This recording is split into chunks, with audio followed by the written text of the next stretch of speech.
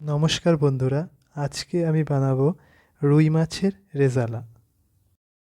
প্রথমে মাছটাকে ভালো করে ধুয়ে নুন মাখিয়ে রাখলাম। এবার রান্না করতে যেই উপকরণগুলি লাগবে: 1 চামচ গোলমরিচ, হাফ চামচ মৌরি, 1 চামচ জিরে, 1.5 চামচ ধনে গুঁড়ো, 1 চামচ গরম মশলা, 5টা শুকনো লঙ্কা, একটা তেজপাতা আর অল্প একটু চিনি, একটা মাঝারি মাপের রসুন, একটা হাফ ইঞ্চি আদা,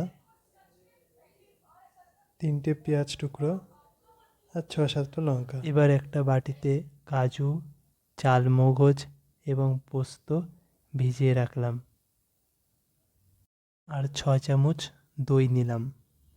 এবার মিক্সিতে আদা, রসুন আর লঙ্কা পেস্ট করে নেব। এরপর চালমগজ, পোস্ত, কাজু পেস্টটাও রেডি করে নেব। এবার কড়াইতে তেল দিয়ে দিলাম। তারপর মাছগুলোকে ভালো করে ভেজে নেব। হালকাভাবে ভাজবো, বেশি কড়া করে ভাজবো না।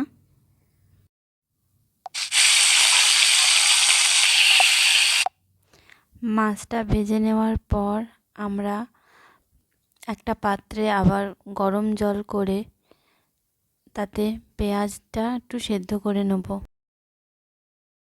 পেঁয়াজটা সেদ্ধ হয়ে গেলে এরপর ঠান্ডা করে মিক্সিতে পেঁয়াজটা পেস্ট করে নেব।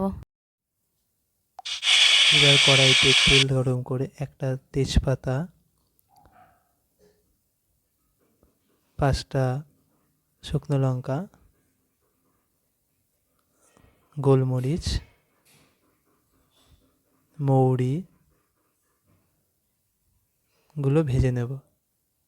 হালকা ভাজা হয়ে আসলে এর মধ্যে আমরা পেঁয়াজ পেস্টটাকে ঢেলে দেব এবং ভালো করে নাড়াবো। এর মধ্য থেকে হালকা তেল বেরিয়ে আসলে এর মধ্যে আদা, রসুন আর লঙ্কা বাটাটা আমরা দিয়ে দেব এবং ভালো করে নাড়াবো। আর আদা রসুনের কাঁচা স্মেলটা যাওয়ার পরে আমরা এর মধ্যে মশলাগুলো দিয়ে দেবো।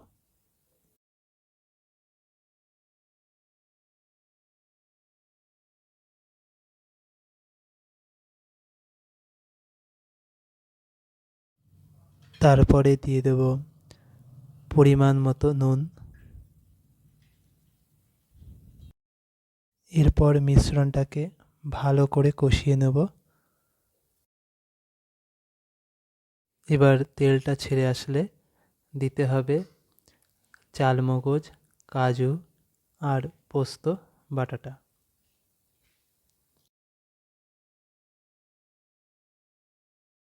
এই মিশ্রণটাকে ভালো করে কষিয়ে নিতে হবে, কেননা কাজুর একটা কাঁচা গন্ধ থাকে, সেটা চলে যাওয়ার জন্য।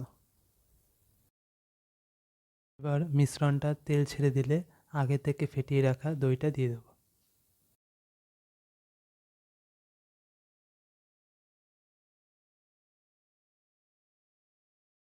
দইটা দিয়ে ভালো করে মিশ্রণটাকে আমাদের কষিয়ে নিতে হবে। এবার পেস্টটা ঘন হয়ে আসলে এর মধ্যে আমি 2টো কাঁচা লঙ্কা চেরা দিয়ে দেবো।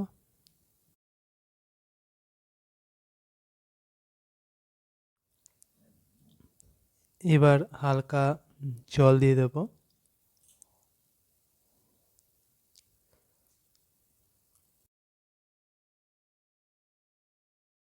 এবার মিশ্রণটি ফুটে এলে ভাজা মাছগুলো ছেড়ে দেবো।